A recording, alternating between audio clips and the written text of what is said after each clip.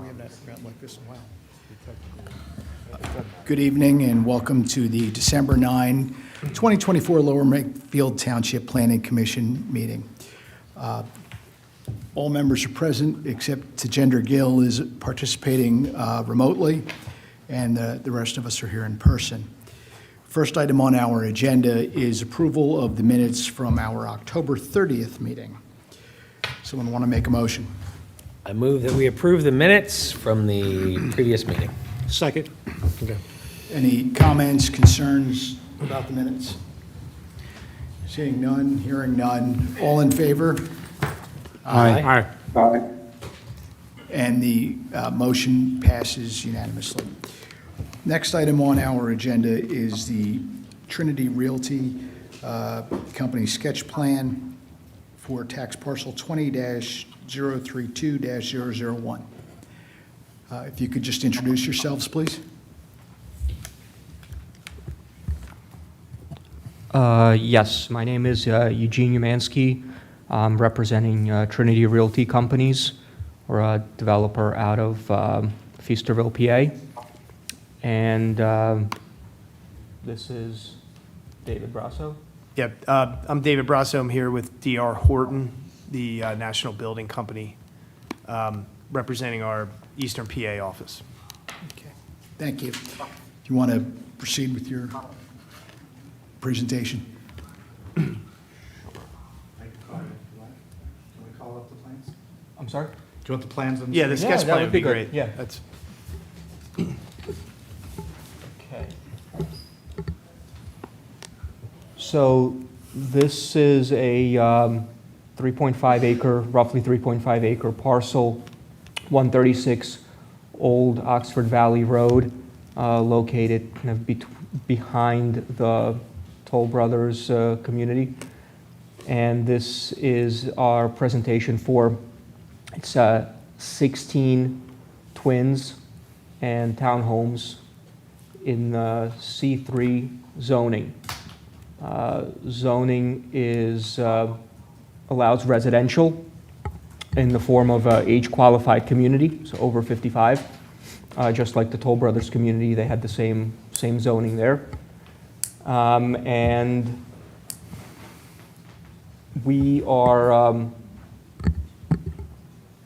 so for the most part, a by right plan. We will be requiring a variance for how do I say this? A mix of uses. The C3 code for residential has a limit on what percentage of your homes can be a certain type. For example, single family, detached, or attached homes. So our plan is a collection of twins and townhomes. So there might be a variance required for how the homes are presented in terms of all being attached in a sense. Otherwise, I believe this is by right plan. We have to vet it through engineering. This is a very preliminary sketch plan, just a test fit in a sense, to see how many units this site can yield while conforming to all other dimensional requirements. We've went through a couple iterations of this plan after having an informal meeting with Jim and also having a meeting with representatives of the Toll Brothers HOA.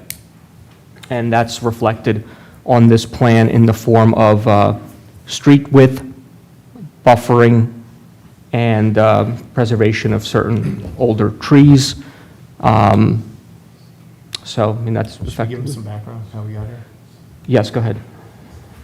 So my role with D.R. Horton is land acquisition. So all day, every day, I'm out looking at the earth and parcels and looking at ways to develop things that comply with what my company's asking me to go find. So along the way of doing this, you come across parcels that have varied uses. Sometimes they require major rezoning. Sometimes it's by right. It's quite often in the middle. this is a really interesting zoning district. It's commercial district, right? So when I first explored this and looked at what's permitted, it does permit some pretty interesting uses such as mobile homes, warehouses, light manufacturing, some other things that are pretty hot right now and attractive. But then it also down in the section under number 31 in permitted uses under the C3 district is age qualified. It literally says age qualified community. And so when we looked at the different uses of this parcel and the proximity to basically what it's adjacent to, we felt that an age-qualified community was probably the best, highest and best value use of this. Maybe not the highest value. Warehousing is pretty hot right now. A mobile home park might actually be higher value. But in terms of the context of where it's located, we liked this parcel as an age-qualified pocket community, we'll call it. So basically, that caused us to do some research and to create a preliminary sketch plan, a test fit, if you will, see what the yield would be. You had to conform to all the zoning setbacks and requirements. We came in with a cartway that was too narrow. We had to widen it. So we're still tinkering with the site plan. This is a sketch. We haven't submitted anything formally to zoning. And then we met with the community, the Toll Brothers community next to us. They were kind enough to take some time to hear what we were proposing so we could get their feedback. Do they like it? Do they hate it? Are there things that we can do in conjunction with them to make it more appealing or to blend in with the character of their community? And we continue to have that dialogue. Our phones are open and available, and emails as they come up with questions. We're happy to hear it. Our goal is to create something that adds value and blends in with the general surroundings. So this plan, again, it's a preliminary plan, still in progress, but we've gotten some good feedback. We made some changes and additions to it based on the feedback we've received. But as it stands now, this is the plan that we have with all the information that we've been given to date.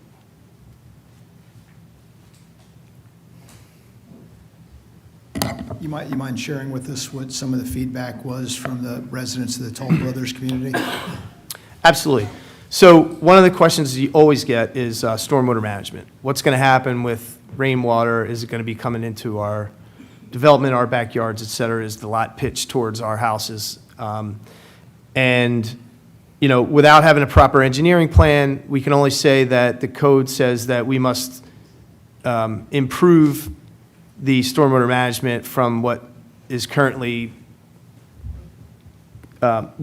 exists now. So through engineering and design, we have to capture and control the stormwater better than Mother Nature has captured it right now. So again, we haven't done any perk tests. We don't have any infiltration testing. We don't know what type of pits we're going to use or how the stormwater is going to be controlled.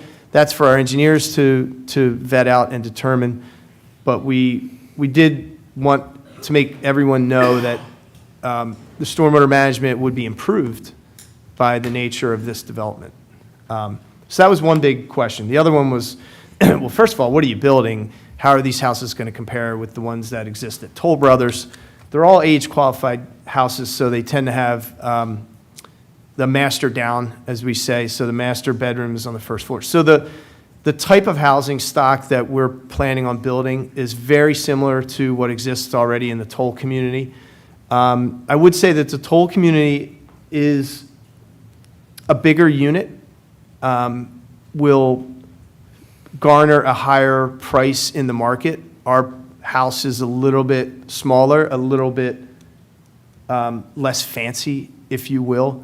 So it will be marketed at a slightly lower price. But other than that, the feel and look would be very similar to the existing Toll Brothers community, and even the Ryan community that's across the way, very similar to that in nature.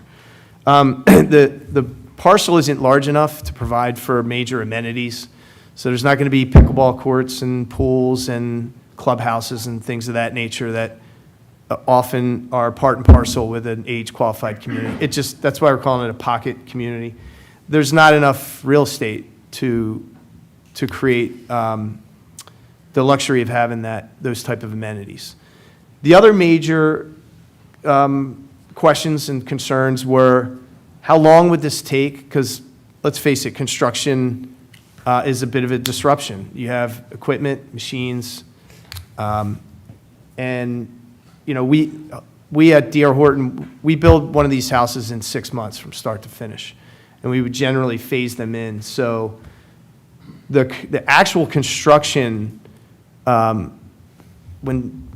the preparatory work is done to the lot, all the land development, if you will. So you got to, before you can even get your CO to put a building permit in, you have to meet a lot of requirements, and we can talk about that as well. But once all the curbs and sidewalks and stormwater management and sewers and gas lines are all in, then you can start construction. Once we start construction, the construction phase of this won't last 12 months. So we'll be, from the time we start construction to the last nail being hammered down, will be less than 12 months.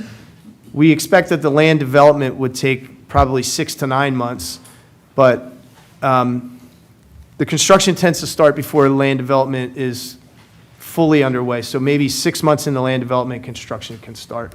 So that puts together a timeline of about 18 months. So during that 18 months, there's equipment. There could be some noise. There could be some dust. And the community wanted to know, what's our goal for trying to control this, try to minimize the disruption.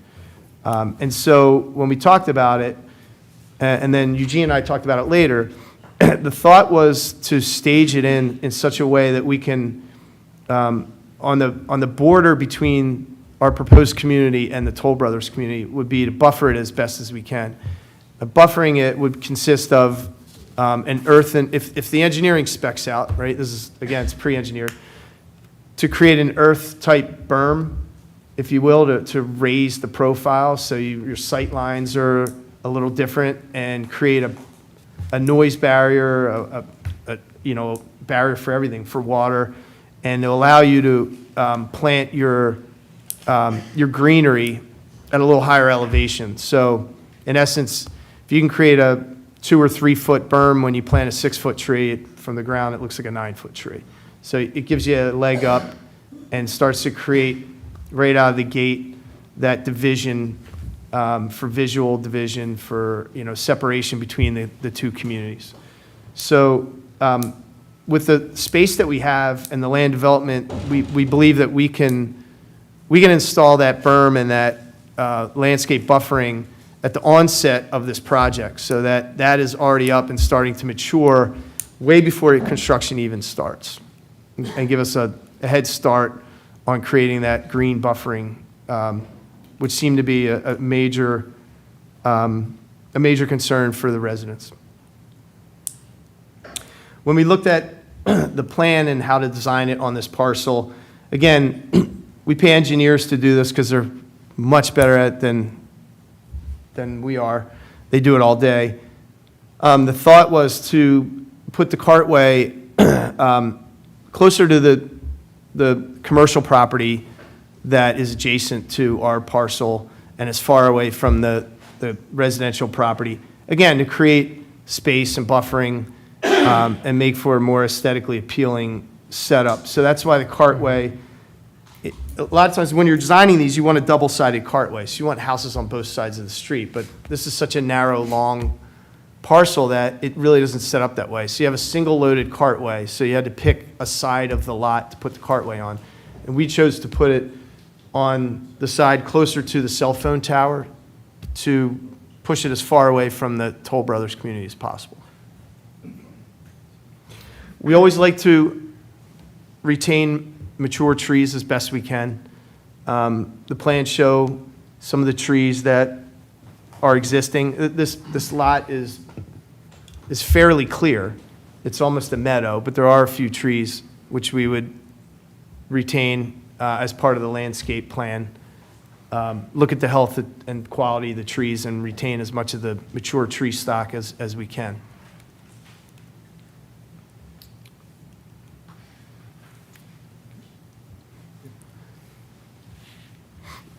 Questions? Yep. I got a couple of them. Go for it. Thank you for the overview. Mr. Brasso, have you considered putting a cemetery on this plot of land? That is no, I have not. How about a funeral home? Not a funeral home. Light manufacturing?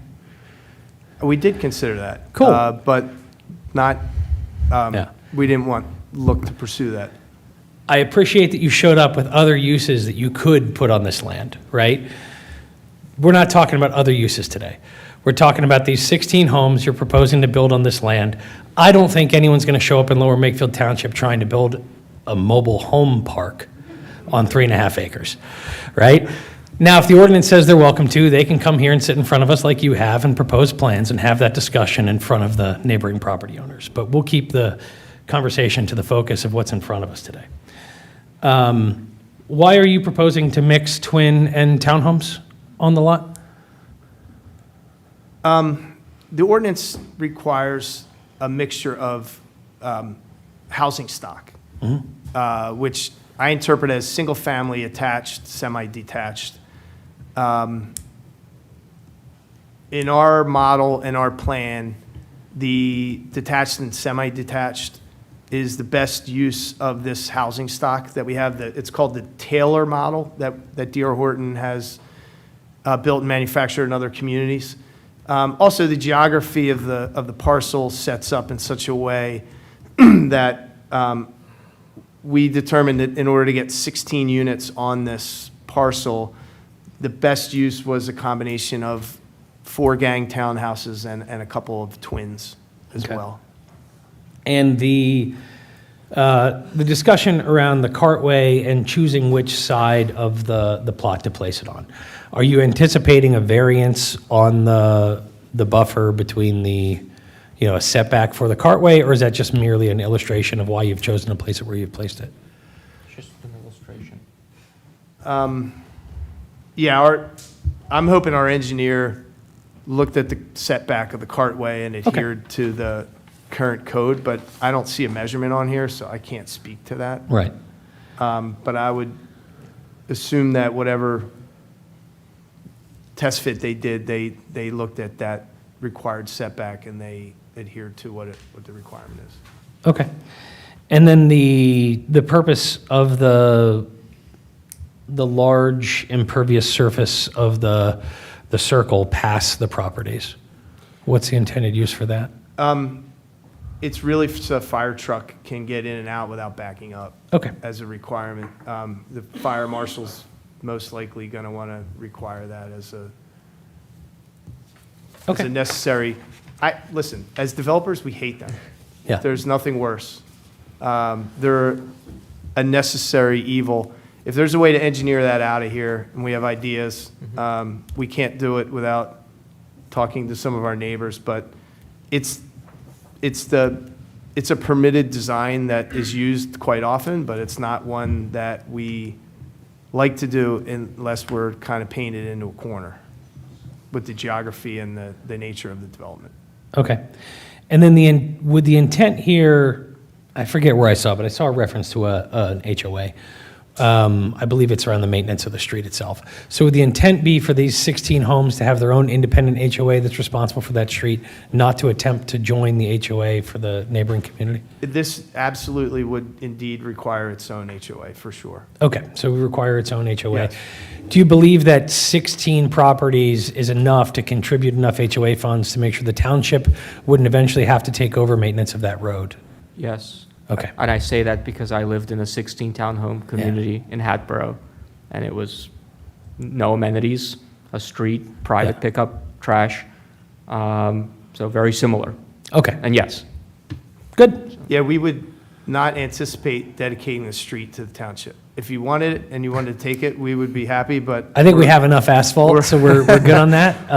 We're under yeah. the plans that the community would need to have their own HOA such that they would have to maintain everything part and parcel on this property. Okay, yeah, I just want to make sure the township doesn't end up having to take over any parts of this 10, 20 years because the HOA isn't sufficient to support its own needs.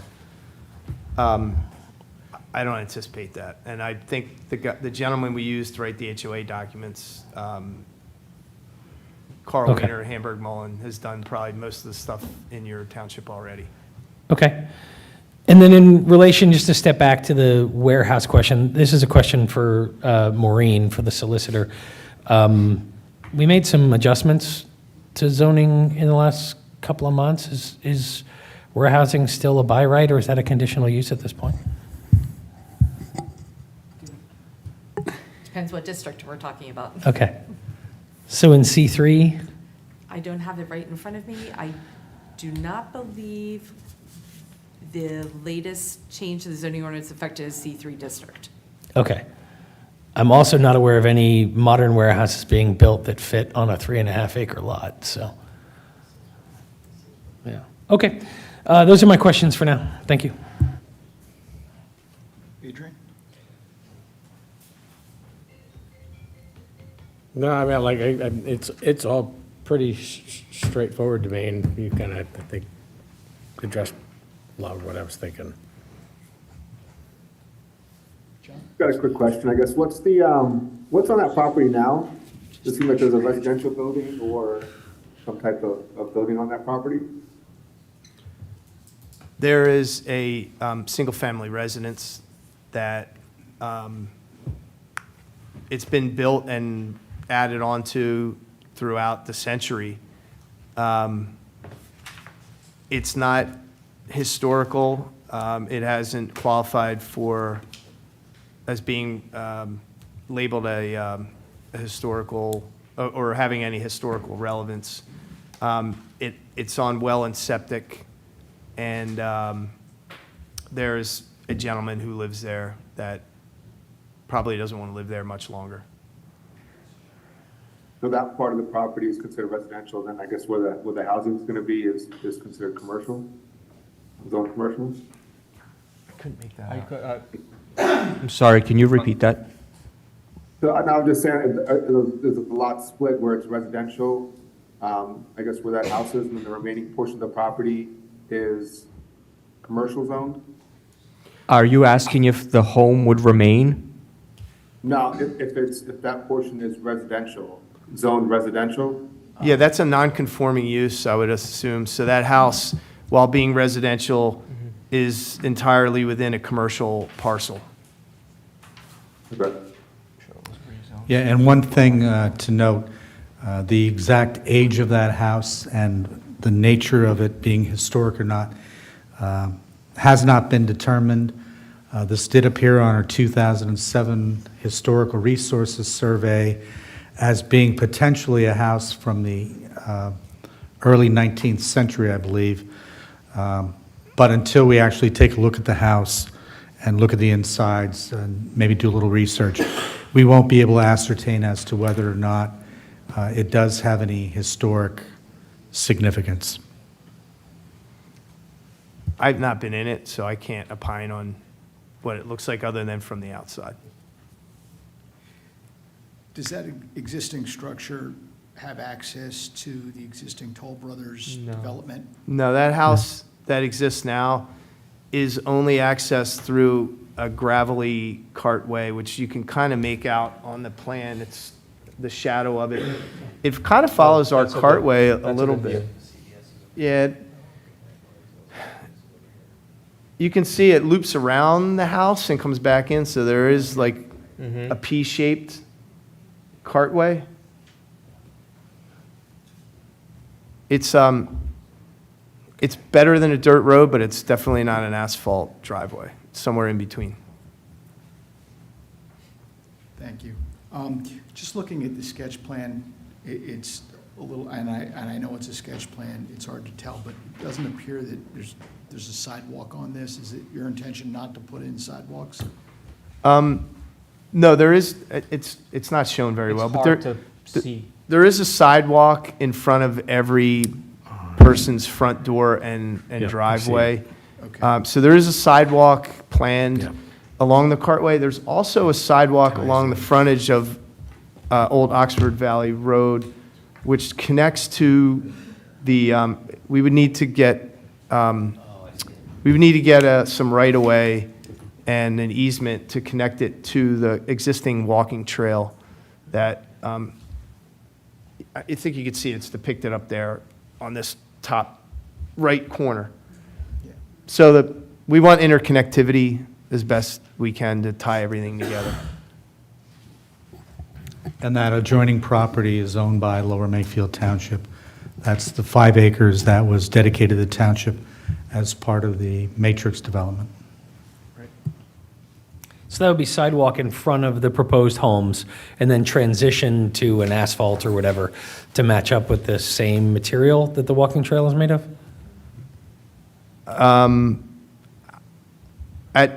It's a premature question, I understand. Yeah. So you can, I mean, I would think definitely on our parcel, it will be concrete sidewalk, and then we would Okay. try to blend it to the existing trail as we traverse the township's property. got it, thank you.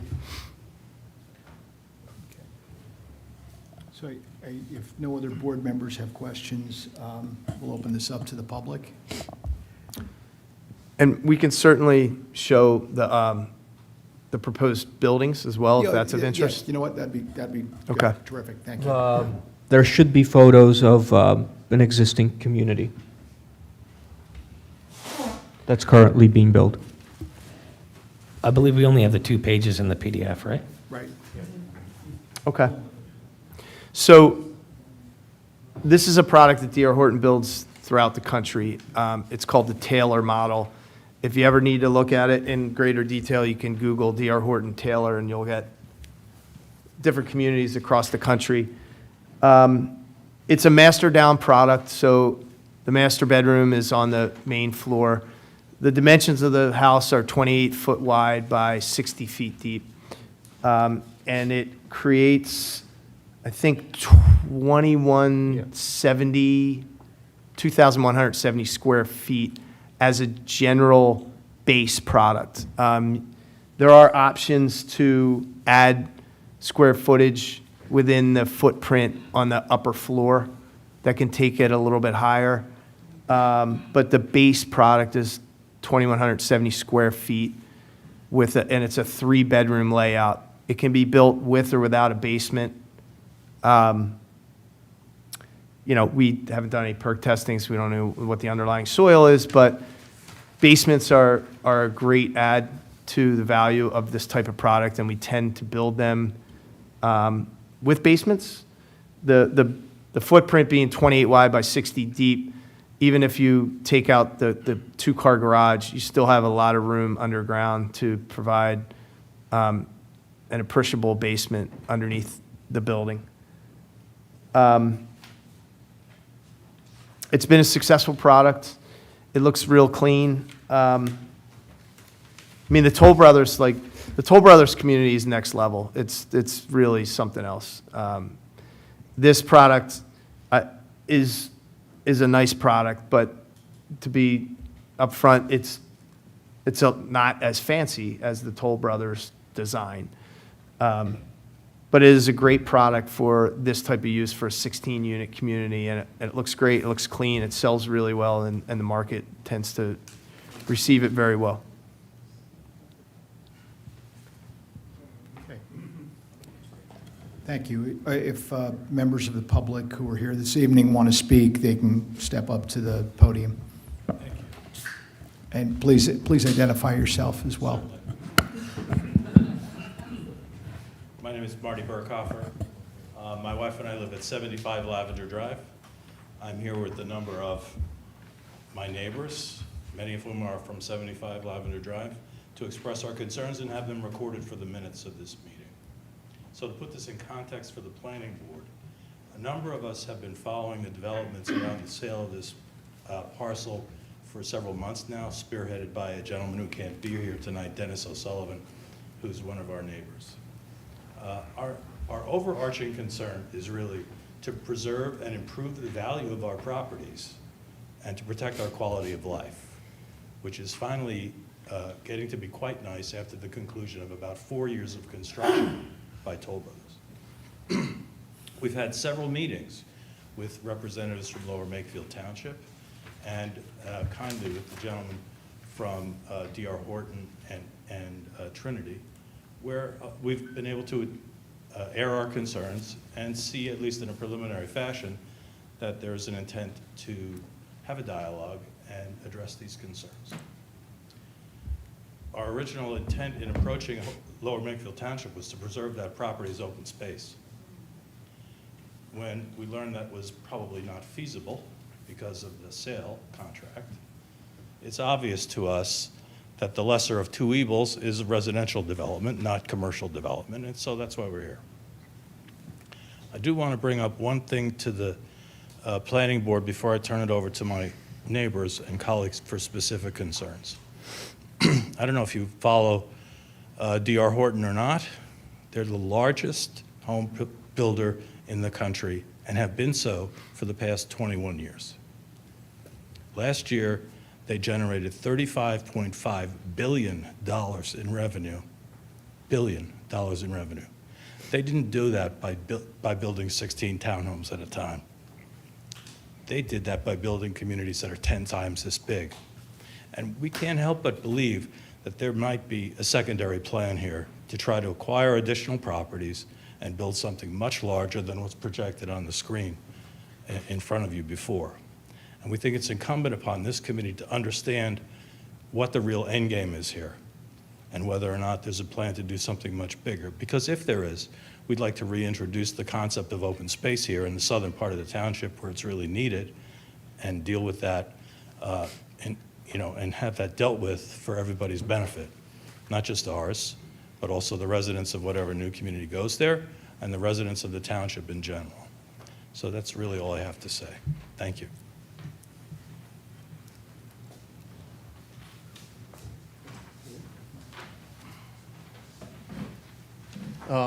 David Nashik, 55 Lavender Drive, Ray resident.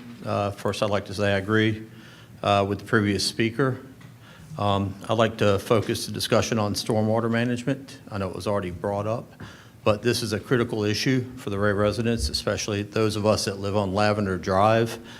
It's considering the significant elevation difference between the property for sale and the Ray community that ranges from a few feet up to about 8 to 10 feet, and the entire property is actually angled toward the Ray community. We'd like to ensure that whatever stormwater management plan that will be provided will prevent any of the runoff into the backyards and basements of the Ray properties located on Lavender Drive and the other affected areas. We are also aware that LMT is drafting new stormwater management ordinances in anticipation of potentially more severe weather conditions in the future and increased development density. Wondering if if their plan will meet the new requirements set forth by LMT. Furthermore, will it have any adverse effects on the environment or wildlife? There's currently a lot of wildlife on that property, anything from eagles to foxes to deer. Additionally, the subsurface stormwater management system that's situated beneath the street adjoining the property to the south, which is located at 135 Old Oxford Valley Road. You've taken it down. You'll see it borders or is almost on top of that property. Does the placement of the system require a variance from LMT to meet property line setback requirements? Right here.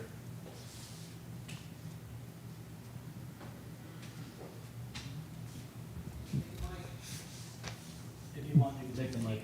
No, that was it? Okay.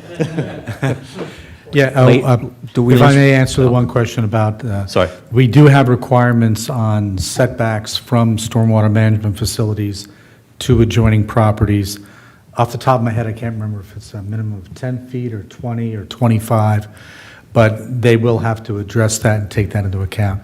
And I know our engineer actually had looked at the plan real quickly. I know he had a couple of comments, if it might be a good time to have Mr. Foley just ask a few questions and/or make a few comments just for everyone's benefit. Thank you very much. Just a few items as they were for consideration. With the stormwater management, that was one of our items to be concerned about. Right now, you have the underground stormwater basin within the private street. What's your idea for your proposed utilities for for sanitary sewer and water service? So I think the placement of the stormwater basin will need to take that into consideration as well.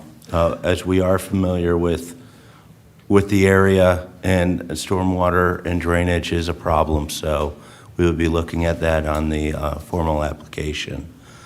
Just jumping back regarding the sidewalks, what we would like to see is continuous sidewalk, even though there is no connectivity at this point, but have an additional sidewalk and crossing and ADA ramps at the private drive at the connection to Old Oxford Valley Road.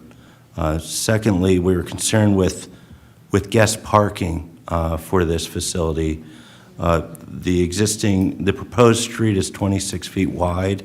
At this point, it looks like you have enough spaces for on-lot outside of the units to be 2.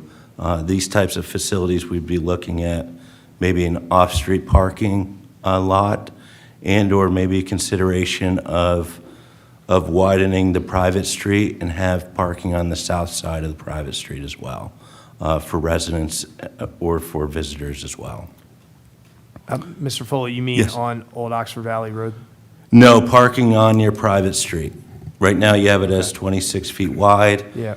Local roads require 36-foot wide, but since this is private, I would look at, coordinate with the fire marshal for access and possibly provide parking as well.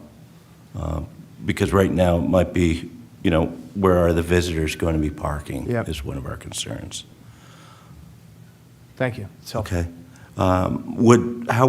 Would there be a centralized mailbox, or would this be delivered by? No, the postman's not going to want to come on the property, so Okay. there's going to be cluster mailboxes down at Old Oxford All Valley. right. That would- And how about a trash pickup?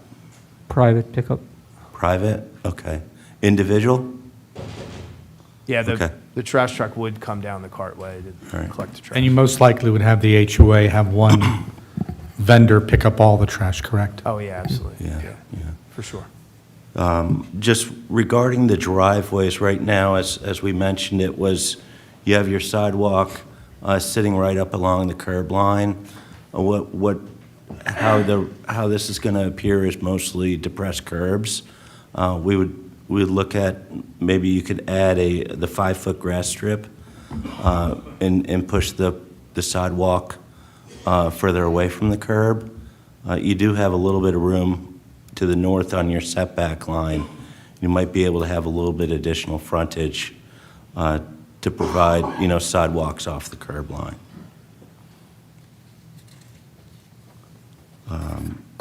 And then, what is your proposed use for the recreation land at this point that you're depicting on the west side of your property? Undetermined, but my gut reaction is something along the lines of a bocce court may be a good addition there. There's not a wealth of space, so we have to take a hard look at that. And that's a bridge we haven't crossed yet, but it's definitely something that we'll be Okay. planning for. All right. When that gets further developed, I would, recommend extending your sidewalk back to that recreation area. Right now, you stopped it at the units as well. One thing to coordinate with the fire marshal, since this is a dead-end road, is if there's a need for a secondary emergency access. So I just recommend that be coordinated, when you're working on your development as well. Agreed. We looked at the Cypress Way and the way it abruptly ends and didn't know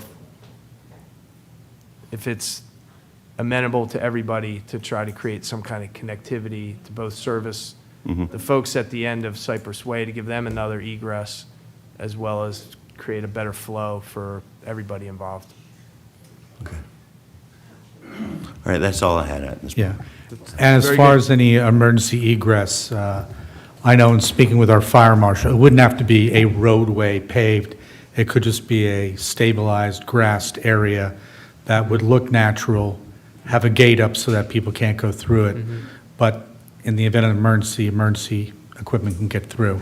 Yep. But of course, that would have to have the approval of the Regency HOA, who owns that strip of land in between the end of Cypress Way and this property. Agreed. I will say if Regency is amenable, we do have flooding problems in the township and less asphalt is a net good. So if there was an emergency egress accessible only to the fire department that Regency was willing to discuss, that's probably better than this, giant slab of asphalt down at the end of the You mean space. in lieu of a big bulb turnaround for the fire truck? Correct. One road that can access from both streets? Correct. But that's not up to me. That's up to Regency. We've been thinking about it.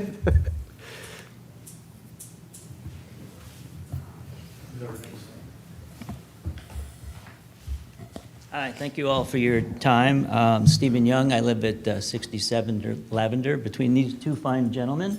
And I appreciate the issues that they brought up because they are also issues of concern to myself. I wanted to come back to the landscaping issue, which was talked about earlier by David, and the property buffer with the berm. And we did meet with these two gentlemen, and we talked about this verbally, about what could be done.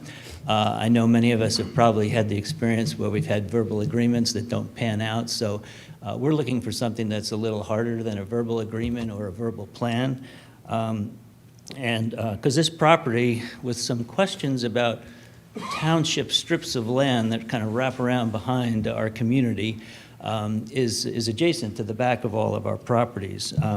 So I was wondering if our presenters could reiterate their commitment and the specifics about the berm, its dimensions, the potential plantings that would go there in terms of maybe mature trees, how high they would be, and also very specifically the spacing, because I see it on the plan here, but again, we've seen lots of preliminary plans, and I'm not sure if those trees are 3 feet apart or 15 feet apart, and that's pretty critical in terms of creating adequate buffer for noise, for dust, as well as for light pollution, which is another issue that hasn't been raised tonight. So I don't know if I could open it back up to you guys and reiterate your specific plans for that. That would be appreciated.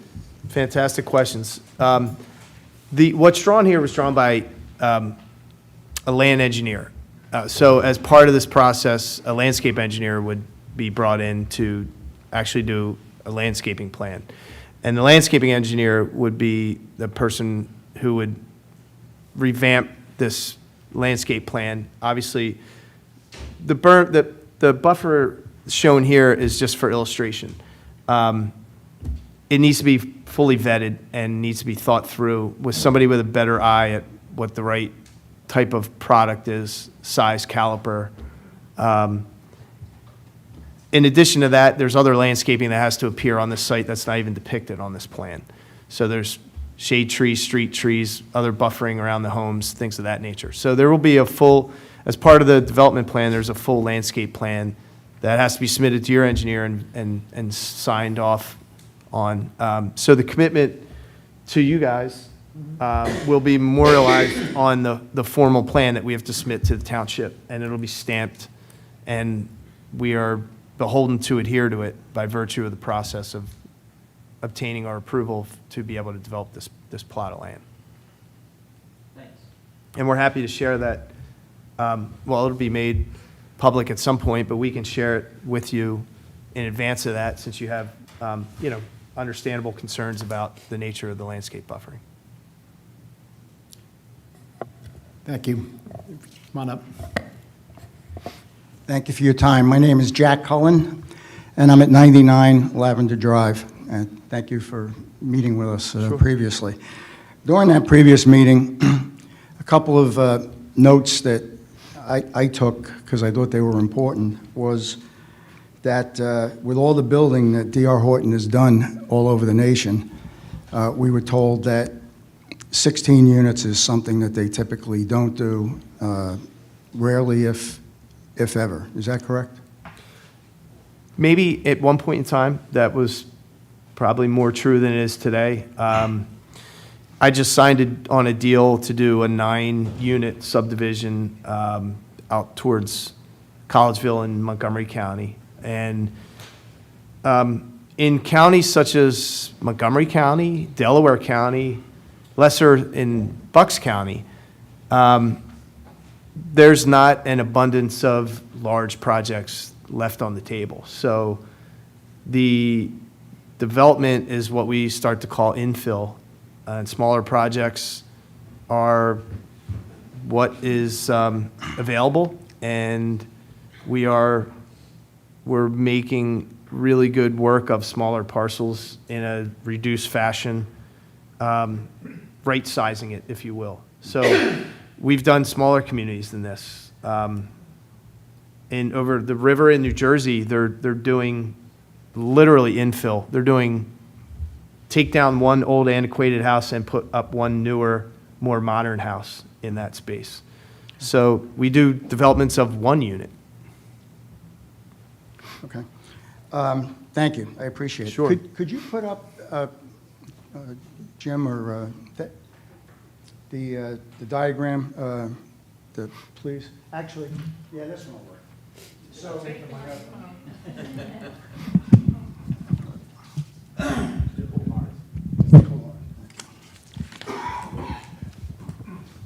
also during the meeting, I believe you expressed a great deal of knowledge about this property, the 5-acre property south of, We know what we can see on public records, but we Okay. have not spoken with anyone, and we don't know anything beyond that. so you haven't had any conversations? How about the trucking company across Old Oxford? No, I think they're owned by the same folks that own this parcel that's in question, but that is a totally different animal that is not of interest to us at present time. Might it be of interest to you once the 16 units were approved, if they were to be approved? I'm learning this just this second. I don't know of any units that I don't know what, honestly, I don't know what 60 units you're talking about. No, no, Sixteen. the Oh, 16. He meant these units. Sorry. No, that's a fully developed commercial parcel that we wouldn't even look at. Not now, and I don't see it in my lifetime that we would look at that. Even though you just said that in Bucks County, there's not a lot of space such as what is here, I guess. Well, if we pull back the aspect of this map, you'll see places in Bucks County that are less developed, that are a better place to direct our efforts than a fully developed commercial lot that's already being monetized and just doesn't lend itself to a residential development. No, thank you. The economics and I don't know what they've been doing on there. Hopefully, there's not any environmental concerns, but it's not a place that we would even consider looking at. And I don't know any, well, I can speak to our company. We wouldn't consider looking at that. I raise that because we really are concerned not just about Regency at Yardley, but the southern portion of the township. And if something beyond 16 units came into play, which is possible, although you're saying that you haven't had any conversations with the owners in the other 2 properties, which is fine. But we would just hope that if this became a bigger project, that the township would give serious consideration to open space for that area in the southern portion of the township to benefit the residents of the southern township, portion of the township. Last question that I just wanted to pose deals with the next topic that is going to be discussed here tonight, and that is historical preservation. We're all aware of the farmhouse that's on the property that we're discussing. We believe that it dates back to, originally, it was built in 1804. 1804. And there's a draft ordinance that's going to be discussed tonight.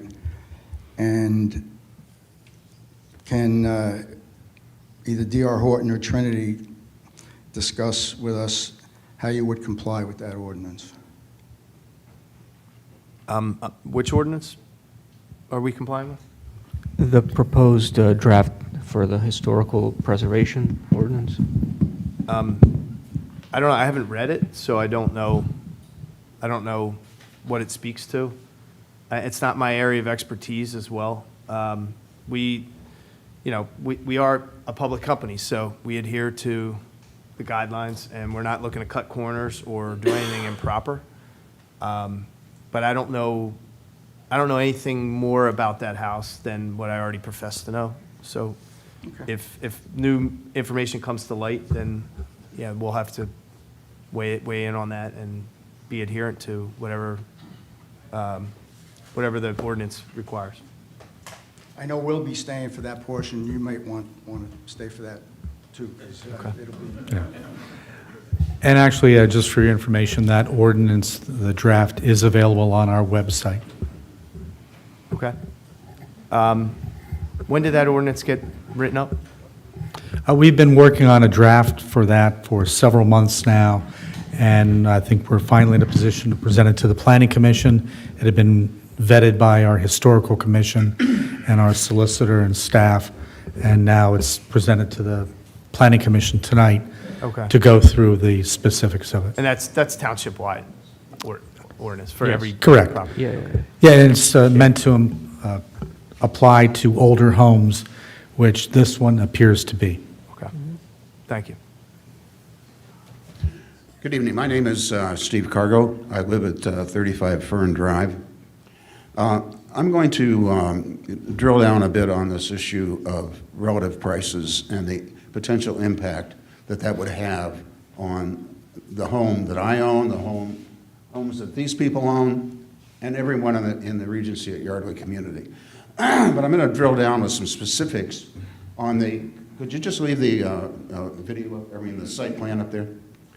I'm going to drill down on specifics of the people who live on...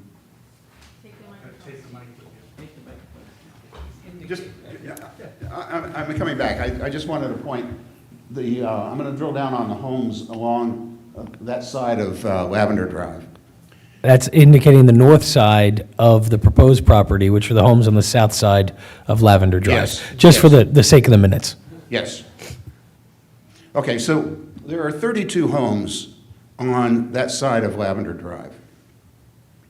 And those were sold by toll to buyers from May 2019 to October 2022.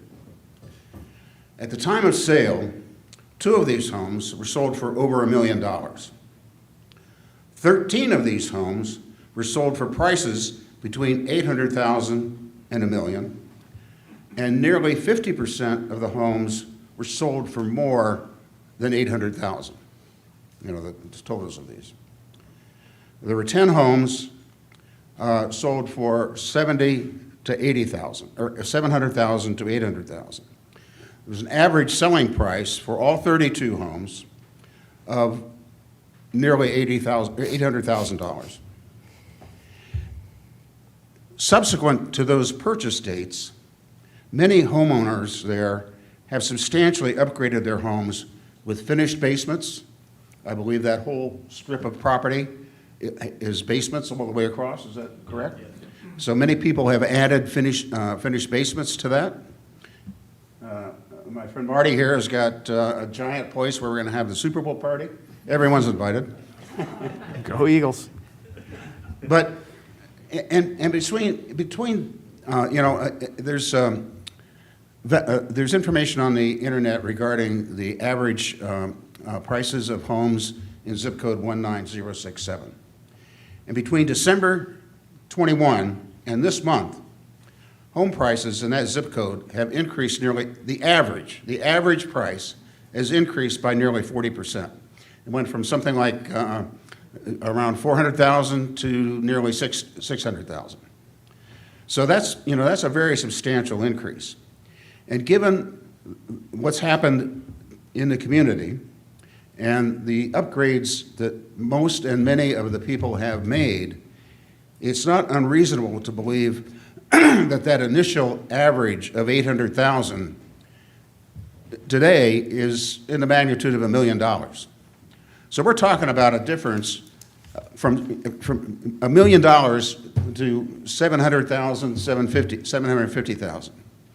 And when our homes are valued for resale, the realtors will use those comparables to establish the value of our homes.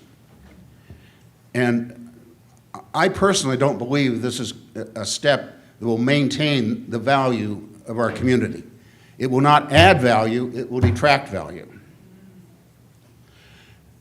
It would seem that D.R. Horton would have the capability to upscale, to build homes of comparable value.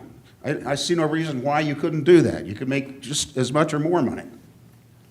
So, I've focused on the 32 homes along that side of Lavender. When I look at the proposed development here, could you put that back up for a second? Yeah, okay. I sort of view these as row houses, and I don't want to be too belligerent with that, but in my mind, these are row houses like you see in Philadelphia. And, here's our community over here, which, yes, we've got attached buildings, but we don't have cookie cutters. We've got every house is, every building has got a different mix of houses, different roof lines, and, this is a cookie cutter setup here. This is not consistent with this community.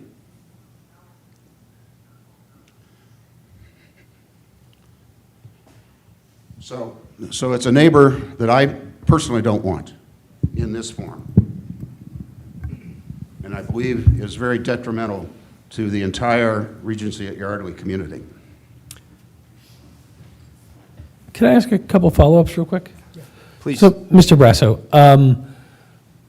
are you comfortable sharing what your target price point for these homes is at this point? Yes, sure. Again, we're very early on. Yeah. So I did the same analysis, and one of the things when I present this to my company to get approval, I can't present a grandiose model that says market trends are going to go through the roof, everything's winds at our back, we're going to hit this thing out of the park. I have to present a realistic, I'll even think conservative model. So when I benchmark the pricing for these homes, I have to assume we're facing headwinds and not having price appreciation and all these other things that are helpful to homeowners and home builders. So when I come out of the box and say the pricing for this community is 700 to 725, 35, 40,000, that is the most conservative number that I can underwrite and still make this project appealing to my company. When in reality is, I believe the homes will be worth a lot more and they have a lot more upside for upgrades, for potential. And does your 700 to 740 include the average price after customization options that you're doing as you build this, or that's the base model without customizations? Yeah, it's the bare bones entry-level price. What dragged the price, what anchored the price but is the data, right? So you can only use the data you have. What's hurting us here is that there are not much resells in this Toll Brothers community. So the people that have bought there tend to stay there. Welcome to Lower Makefield. If we had some more frictional sales to test the current market condition of the Toll Brothers community. There was a sale within the last 6 weeks or so where the home was on the market for less than 2 weeks, sold for $875. That's going to help us. So between you're not going to help us. Well, what I'm saying is, excuse me. Can I go ahead? Well, we're gonna David, go ahead. It's going to trend together. So what's going to happen is, there's a lot of time between now and when we can actually break ground. So a lot of things are going to happen in the market, and other data is going to come to light, which is going to help us. And if the market trends continue and there is pent-up value that's not shown in the data in the Toll Brothers community, we'll be able to benchmark our pricing. You know, our house is smaller, so there is a market differential. Why don't you build bigger houses? That's what I'm saying. Because not everyone can afford $1 million active adult house. Not So- everyone can afford it, I agree. There's different buyers for different homes. However, this community or this development will impact the value of an existing community very detrimentally. There are several developments in the area where they're selling homes for more than $1 million, $1.5 million, $2 million. What type of homes? Well, they are homes that are, there's one development along the Newtown bypass where they built zero lot line homes, relatively large homes, 3 or 4 bedroom homes, and they started at $1 million. And they basically sold out as far as I can tell. Are they 55 active adult community? I doubt it, but I don't know, because you know, if you have 3 or 4 bedrooms, you get kids. But my point is, there are buyers. Somebody just bought that home for $875,000. 2 of our Right. people paid $1 million without a lot of the upgrades. These are great points. We can only build active adult in this community. When given the preference, we'd rather build market rate, but this zoning requires active adult. So part of our housing stock that we invest in is active adult, because that part of the market is real, and we don't want to forgo it. But Whatever money you're trying to make is going to be very detrimental to all of us who presently live in Regency at Yardley. Steve, I'm sorry, finish up, and then I want to rebut this because the last thing I wanted to say, we talked only about the Toll Brothers, but there are other communities Correct. that set the value. And really, the Toll Brothers isn't considered a comparable to our community, because you have... Tell that to the people who do the appraisals. I got it, but you have amazing amenities, which we do not. The better benchmark is I think it's Orion Homes right across but the way. The appraisers don't look at that. They look. But they will. That is definitely consideration. And the Ryan homes are existing, and that price has been set. So all these things factor into what the market's going to say, what the homeowner's going to say, and we are a function of the market. So we're investing in this land. There's more than one market. There are there's certainly a market for lower priced homes, and I strongly believe there is a market for the higher priced homes. Steve, Our goal is to capture the best lower part price. of, no. No, that's not, can I just say something? I'm sorry. Whatever I say, you believe it, don't believe it, but, we're in this business, and if someone, first of all, David is correct. Your product is a different product. And if you list a market, a home, and Marty lists a home, and he wants to list his home for $1.25 million because he has a beautiful basement, and a buyer comes along and wants to purchase that home for that amount. If your home is a certain square footage, right, I assume your home is pushing 3,000 square feet? Yes, but Okay, no, can I finish, please? It is an assumption to say that these homes will hinder an appraiser's report when someone in your community goes to sell a home. That's not fact. They will look for sales like yours, and we're just talking about 2 different products, and believe me when I say, honestly, it will not affect one bit what the appraised value of your homes are if there is a viable buyer and a bank is appraising it to let the sale go through. They're just 2 different things. they're 2 different things, but the banks don't necessarily look at it that way. They look at recent sales within Mr. a mile. Argo? I can just Excuse add me. one other. We've kind of belabored this Yeah, point here, and thank you for making your comments. We have a lot of speakers here this evening. Hi, I'm Cliff Davis. I live actually on the other side of Big Oak, Regency. but I happen to be on the HOA board. David, just one thing I wanted to clarify. I wasn't going to speak tonight, but I'm pretty sure I heard you say when you were meeting with us, and thank you for that, that the homes are placed on that private road on that side, not by accident, because there's hope, intention, thought about trying to acquire on the other side of the private road to build more homes. But what I heard today is that was nothing. That's not in the equation. So just if you could just clarify. Sure. My job is to acquire land for D.R. Horton for the construction of homes. I'm making no secret about that.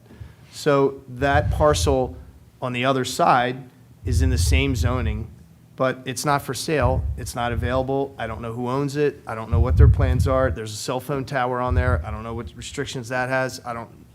Could be a 99-year lease. All it is it's of interest to me.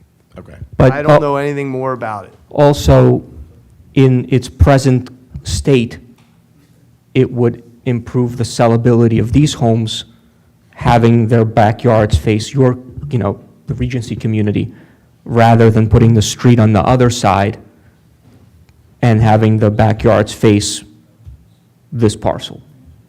Yeah, it was explained to us, when you met with us, it was explained to us that it was not done by accident, but because the other side of the Yes. street could be developed into more homes. And that's still a possibility, right? I mean, that's in your head in some way. Everything is a possibility, but there are no plans to develop that Okay. parcel. We don't even know, At this time. we don't even know who owns it. A minute ago, you said that the trucking company land and that 5 acres was owned by the same. No. The trucking company across from Old Oxford Valley is the same owner as the parcel that we're speaking of, but that's. You have to be closer to the mic, sir. And you've been no discussions with that same owner about that land? No, none at all, and they're not interested in selling that land anyway. But no, we haven't discussed it with them. The only reason I know that is because the realtor discussed it, but Yeah. it's not for sale, it's viable as a business, it just doesn't lend itself to. Just something development. else you should know that may be helpful. When a house in our community goes up on the market, it's rare that it doesn't sell in a week or two, unless it's really off price. But for the most part, they sell in days and over asking. So. And that won't change when we build our 16 homes either. But yes, we want, a rising tide lifts all boats.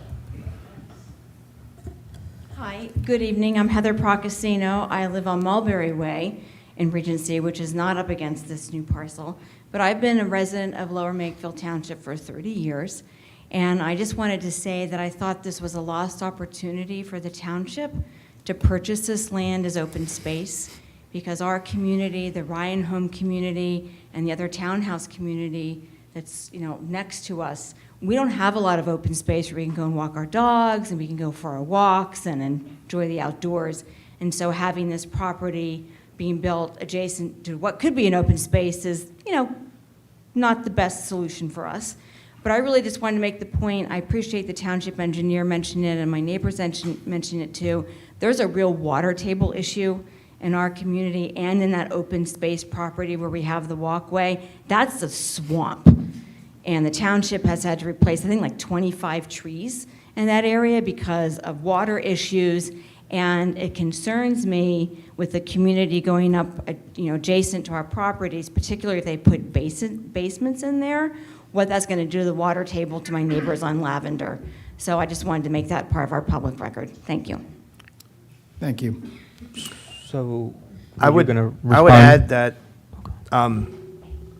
nothing's been developed in this, and this property could trade and would be for sale. So if the Toll Brothers community, the Ryan community, if those homeowners wanted to put together a kitty and come and purchase this land from us, we would have an open discussion and not develop it and preserve it. So that's still on the table. You just have to come up with the right amount of money to make it make sense, and we would. Do you know what that amount is? We have ideas. Also, just to respond to the comment about the water that was communicated to us at our meeting, and I think the ideal scenario, this is just a very preliminary plan, and it does show an under subsurface stormwater management system. I mean, the ideal scenario would be to put a regular above-ground basin closer, somewhere in the front, closer to Oxford Valley, of course, with all appropriate setbacks and things like that. And it would only improve the situation and capture a lot of that runoff from this property. And so it would just be more a benefit than cause more issues. Thank you. Any other public comment? It looks like there's a gentleman who hasn't spoken before. My name's Steve Kozakowski. I live on Locust Drive. Question I have is, do we know who owns the properties south of this proposed development? If we don't, if we do know who they are, do we have any idea what their input is? Because I ride my bicycle down that road fairly often. There's all signs up, do not enter, no trespassing. I'm looking for, guard dogs and stuff. Maybe they're not amenable to having these extra 12 people right next to their house. Plus also the amount of traffic added to the road. So it'll be probably 32 more cars, plus visitors. It'll be going up and down the road, besides the truck traffic. And also the light at Big Oak Road. There is no light at Big Oak Road, which is a danger just coming in and out of that road to CVS and to the bank and the Shell station. So there's a few different items to be concerned with there. Thank you. And at the time that more formal plans would be submitted, we'd be looking at traffic issues at that time. That's not really a subject for this evening, but it's something to consider in the future. So the people just south of this property, we haven't heard from them at all? Because there's two properties. There's that big property, which is sort of a junkyard. Then down at the far end, there's something that blends right against the highway. So I want to know if we've ever heard from those folks, because it's going to impact their... Yeah, just to answer your question, the property that is just south of this proposed development, according to the county records, is owned by Robert and Margaret Callahan. They've owned it for a number of years, at least since when they built the cell phone tower back in the early 2000s. Across the street, there's actually a house on the property that's owned by the Heber family, who actually, the land is owned by the Heber Family Limited Partnership, who not only owns the trucking business property, but also the 3.55 acres that's under consideration tonight.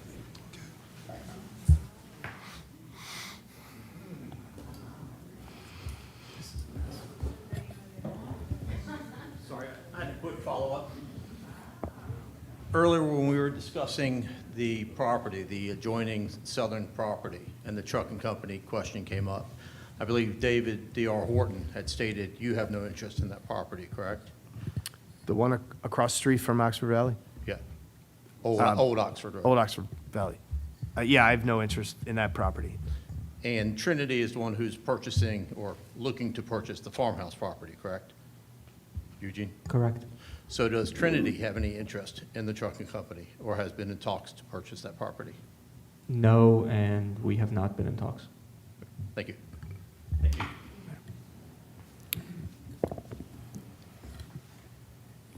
It doesn't appear that there's anybody online. So anybody, Dave? That doesn't look like it. No callers online. Okay. So no further comments from the public here this evening. I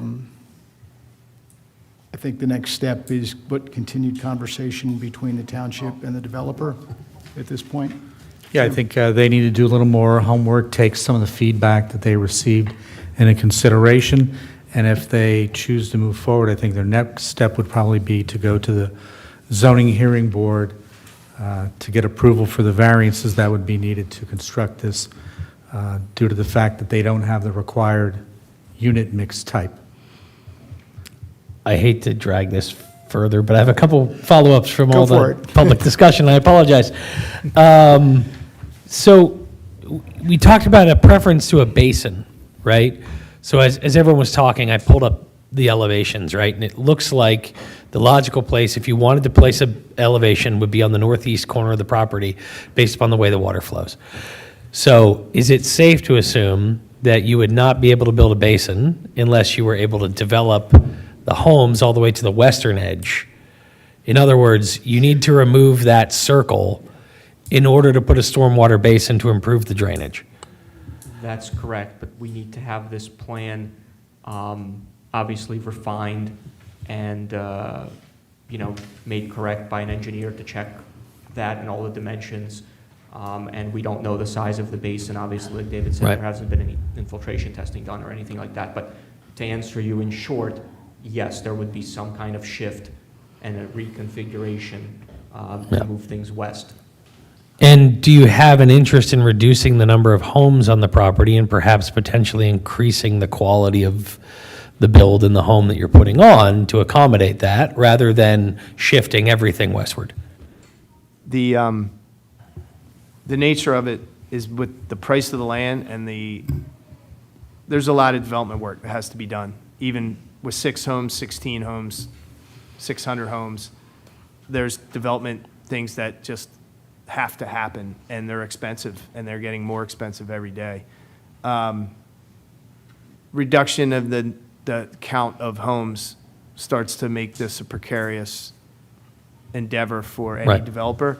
And so we're pretty tight to the threshold, and a reduction, when you only have 16 homes, it has a dramatic impact on the overall development. So we're going to try to engineer it at 16 homes and figure out a way to be creative and still adhere or exceed any stormwater management conditions that must be met. This is probably the worst case scenario as drawn today.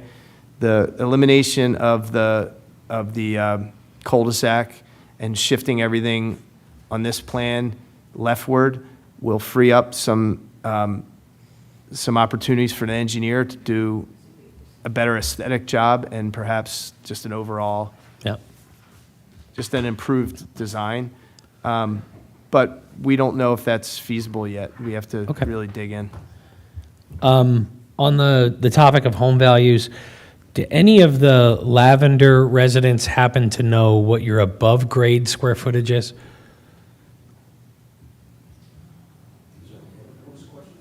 Your above grade square footage, not including your basements. 2,400 to 2,500, okay. So I think there was a recent sale around 875,000, is that about right? Yeah, maybe a little more. All right, and we're looking at around 2,400, we'll say 2,450 square feet. So that's $357 per square foot, and what you're proposing is $341 per square foot at the target sale price. I was just corrected by my wife. 2,600 above grade, okay. There's variability. Some are. Yeah, sure. I'm just trying to find roughly, we're discussing values, and I know we're comparing raw sale of the home, but we have to look at the price per square foot, because that's what's gonna go into the calculation. Okay. But that's roughly correct, right? So 875 and then 2,600 square feet. So a Regency home today is 336-ish, not counting finished basement, and you're proposing 341. No matter what we did to these homes, we would never catch the square foot price of the toll community because they have amazing amenities, which we'll never have here.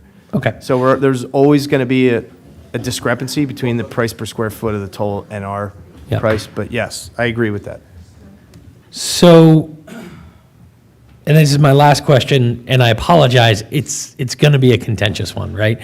And this is probably largely outside the scope of what we get to do on the Planning Commission. But, so I don't know a lot about D.R. Horton. I've done a little bit of looking while we're up here and while we're talking. And I see Consumer Affairs, 1,648 reviews of D.R. Horton homes, an average rating of 1.7 out of 5 stars, right? So what what promises can you make as the potential builder and developer here to make sure that any homes you build in this township meet the standard of your neighbors in quality and everything else? Because some people may not know that's a Toll home, that's a Horton home, that's a whoever home, right? I don't want these neighbors having a reputation for a bad build quality because of where they're located in the township. I agree with that. The problem with the massive size of Horton is the good and the bad. And when you're the biggest one in the market, you take the most punches. Horton has a long history, and they made a lot of lower-end homes down south. So a lot of the reviews you're seeing are germane to that district of the country where it's a different market, it's a different build. You just have to build at a lower price point to even meet the consumer demand there. We're in a completely different market here, and it's a micro market. So in the eastern PA, we build a different home than the central PA, than the folks out in Pittsburgh. And in Jersey, they build slightly different. As you go down to Virginia, they build an even nicer home. If you went down to Virginia and looked at the Horton homes that are being built, I could blindfold you and you would think they're a Toll home or a Keystone home or a WB home or some of the other builders that are, quote, more prestigious. So Horton, as they mature as a company, they're growing into a larger, more luxurious home because they can, because the market demands it. And this area, you have the ability to do it. You don't have to build a really down and dirty home and sell it for $280,000 and sell it for $180 per square foot. You're doing the calculations, $325 a square foot.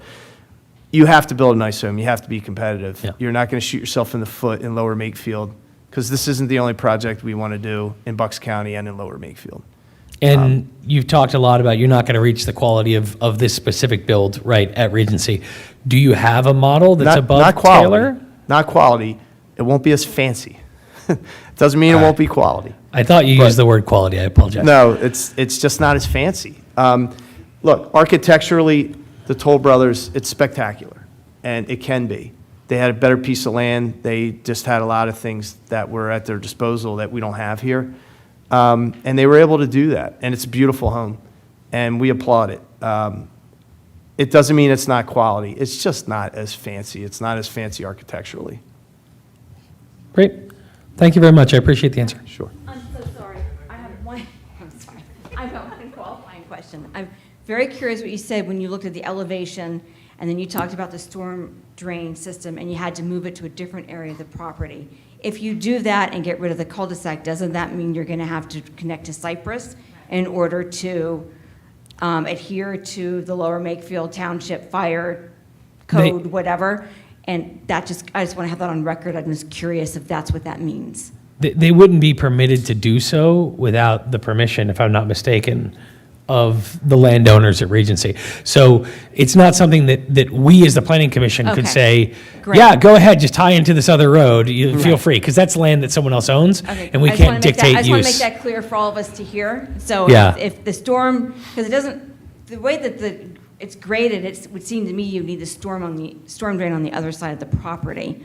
And that means you have to eliminate the cul-de-sac, which would mean that they wouldn't be able to have fire trucks come in and out. Right, and without having an access road. Okay, I just want to make that clear. And that's the point that I wanted to make. It sounded wonderful that we're saying we could do a basin, it would help everyone's stormwater. But there's a trade that would have to happen. So that's not just, we can just do it, right? Great. And I wanted to make sure everyone here understood. Thank you, I just wanted that clarified too. Thank you so much. Our goal would be, if there's a collaborative way to make everyone happier, to explore that. And if that means that you have demands that we haven't spoken about tonight that you'd like to see in exchange for a potential tie into Cypress Way, then we should have that discussion. But everything's on the table now because it's just a paper drawing. This isn't so we can design a lot. This wouldn't be a through street necessarily, just like I forget if it was College. Mr. Majewski said, talked about the stabilized turf. It would only be for emergency vehicles potentially, but. Okay, so I think we're concluded with this evening, and Jim, anything else? No, One I thing I was think- going to ask you, do you have any, you don't have any pictures of what some of the sort of temporary roads with a chain link going across that exist in the township that you could show? I don't have it right here and now. Okay. But hopefully there will be are one examples of it installed the real town- soon. There are examples of it in the township, though. Yeah, there are examples that I could show, and there's a number of ways to do it, and I'll let the people at Regency know. Okay, thank you. Thanks. Collect your son. Get back on. Stick around a little for this historic. Oh, and just for everyone's edification, if they do get to the point where they come to the zoning hearing board, we do notify all property owners within 300 feet of the property of what their plans are, so that would include all of the individual neighbors within 300 feet and the HOA, who will notify the entire community. All right. Thank you. Thanks. Thanks for taking the time and listening to us. Thanks for all your comments.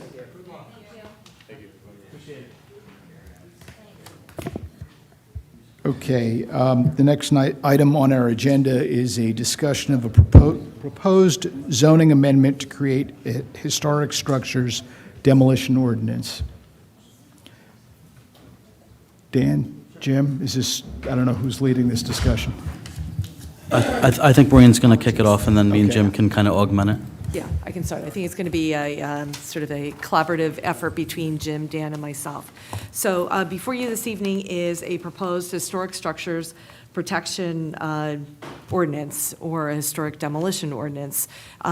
This has been in the works for the past few months with significant input from not only township staff, but from your historic commission, who also sought the input from your HARP. So before you this evening is the ordinance. I will state that it's not in quote-unquote ordinance form, as you probably noticed.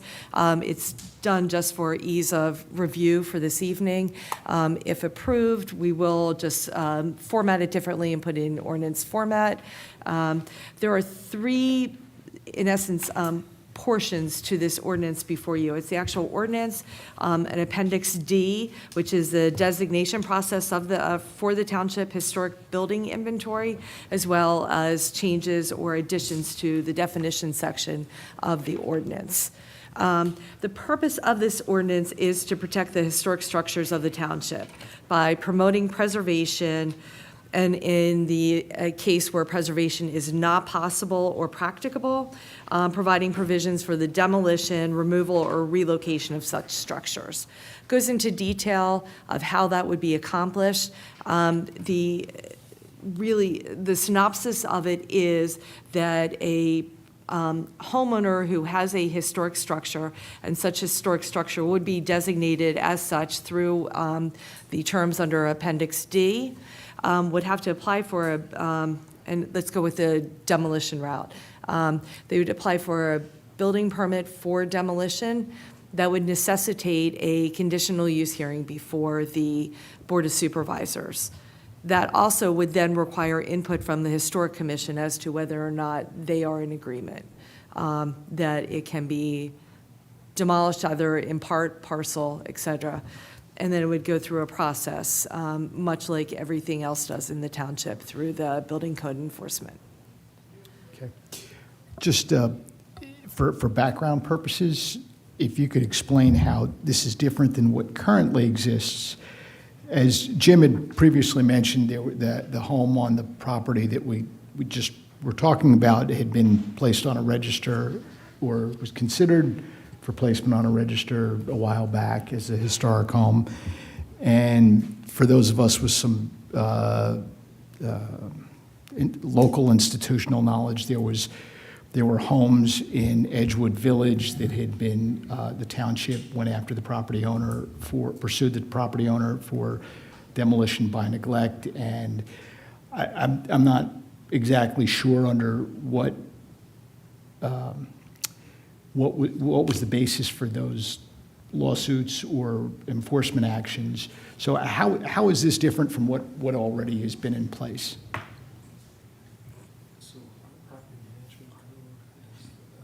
Isn't it making Yeah, I typically don't enter in, but Mr. Chair, if I could. Yeah, absolutely. So we significantly changed our property management code so that people couldn't let their houses go into disrepair and then be in a situation where uninhabitable. Because what that does is it creates a contingent liability on the township and causes some other issues.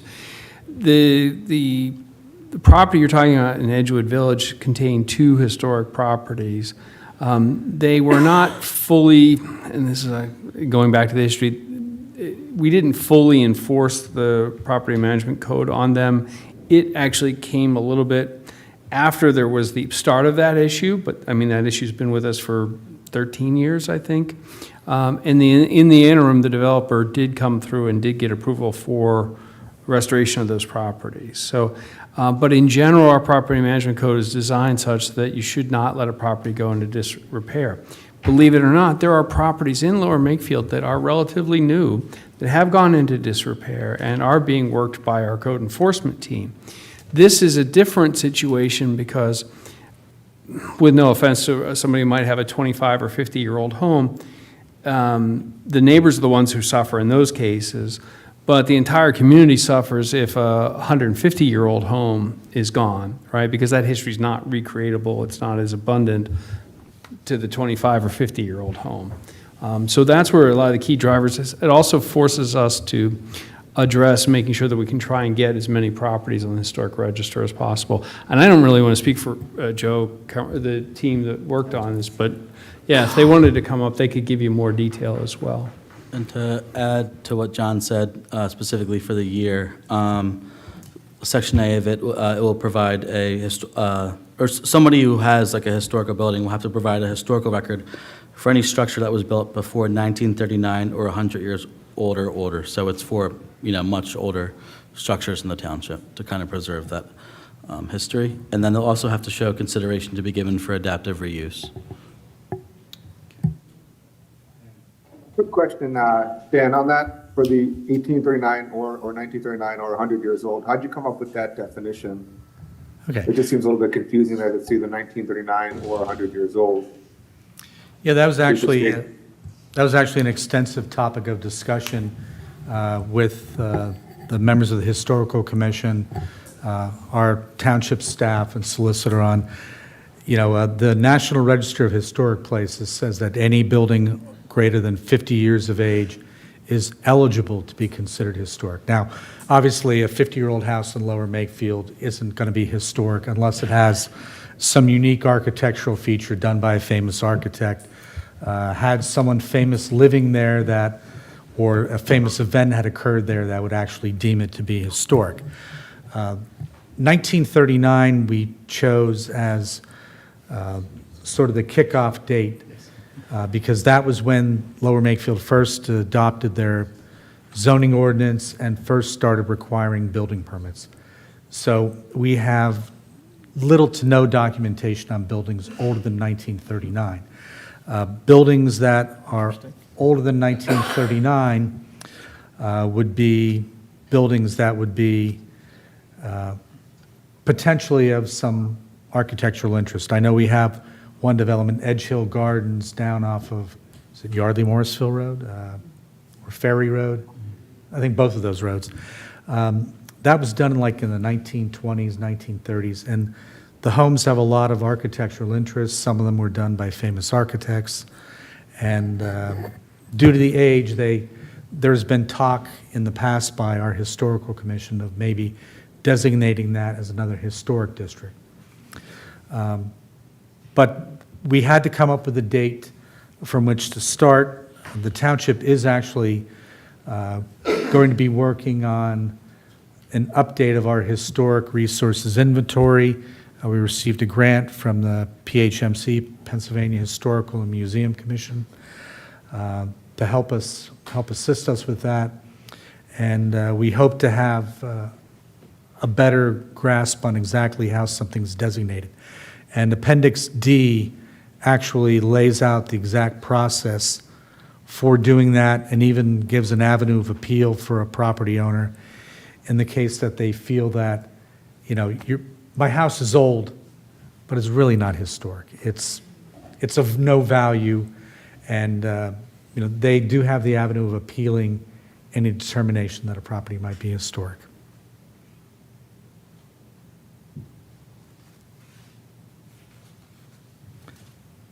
And another thing as part of this, we have had some old homes that are very old, they're historic. One was actually it was in beautiful condition, but the property owner just chose to tear it down and build a new house. And we were fortunate that they allowed us to work with them to at least document the house, you know, take photographs, and you know, we were provided with information that could just let the history know that this house that was there at one time, you know, how it was put together, what it looked like before it was demolished. And this would try to encourage people to either preserve the house, relocate it if possible, reuse materials, or allow us to properly document the method of construction and what it looked like prior to any demolition permit being issued. And Joe Camerata from the Historic Commission's here. I don't know if you have anything you'd like to add, Joe? And Joe and the Historical Commission has been working very diligently on this for quite some time. So I just wanted to thank him in advance. Thanks, Jim. And thank you, Planning Commission, for allowing me to speak on this. I maybe just give you some sense of the what we're trying to accomplish here. If we look back at 1798, right, there were 197 properties that were in the township. So they were, if you would, the original properties that were built here. There's only 31 of those remaining today. And in the last 5 years, 3 demolition permits have been issued, including the house that Jim just told us about. If we stretch that out to looking at, you know, houses in the 19th century, there's only 91 houses remaining here, you know. And we see, like what you saw here tonight, in terms of it's happening on all the developments. Developers come in, they say, this is an old house. We're not going to try to incorporate it into our plans. We're just going to get rid of it. You know, I mean, the people here tonight said it has no historic value. I challenge that. I don't know how they know that, right? So what we're trying to do is 2 things. First of all, we're trying to have them realize this has historic value to the community, and that where they can reuse the property, that would be preferable. If they want to relocate the property, that would also be great. But in the case where that's just not possible, and we do need to move forward with demolition, we would like the opportunity to actually properly document the house. Or actually, let me say it another way, to have the homeowner the property owner properly document the house. Jim mentioned a case where we were called in and we were allowed to photograph the house. Often that happens on a moment's notice. You know, we're like, all right, can you guys get in here tomorrow? And if we're working, the answer is no, and we might lose that opportunity. Sometimes we're asked to go in to photograph the house and we're told no. But if documentation is more than just photographs, it usually includes measure drawings and things like that also. So we would like the property owner to properly document the house, and where there is historic material, to reuse that historic material, because let's face it, we're not creating that anymore. And there's a lot of other historic properties in Lower Makefield and also in Bucks County that can reuse those materials. So that's what we're trying to accomplish with this ordinance. Thank you. I'm just playing a little contrarian here. Why would it be the property owner's responsibility to do something they might necessarily care about or want to do? When the community, the township's telling them, we want you to do this for the betterment of the whole community, not just you, even though it's your property. It's a good question. Typically, when you purchase property, you know that it has historic significance, and you have sort of a responsibility Yeah. to do so. In this case, it could be the opposite. You could be designated as, with a historic property unbeknownst to you. Yeah. Yeah, and this ordinance does put the onus on the property owner to document. It could be something that could be explored. I don't know if the Historic Commission could offer assistance to do so. The requirements for documentation, I'm trying to find the exact section, are, they are significant, and we did discuss that, whether or not it should be, the onus should be on the homeowner, and it was determined that it was. But the requirements are, let's see, the architectural drawings, documentation includes architectural drawings consisting of floor plans, photographs of the building exterior, drone views of the property, photographs of all building interiors clearly depicting every room, and up-close images of character, defining interior architectural features, recording of the dismantling that captures the method of construction. So it is significant. Yeah. But again, the thought was, typically, if you are purchasing a property with historical significance, you generally do know about it. If historical designations are given to properties, Yeah. in resales, et cetera, that must be disclosed by Pennsylvania law to a future home buyer. And sometimes that does have impact whether or not someone is willing to purchase a property, because they know the requirements that come along with owning a historically significant property. Okay. And so like so this 1939 date is irrelevant in 15 years, right? Then you're just looking at the 100-year number or older, Correct. right? Yes. Okay. Mhm. So like Yes, it'll somebody. always be moving. Yeah, numbers. okay.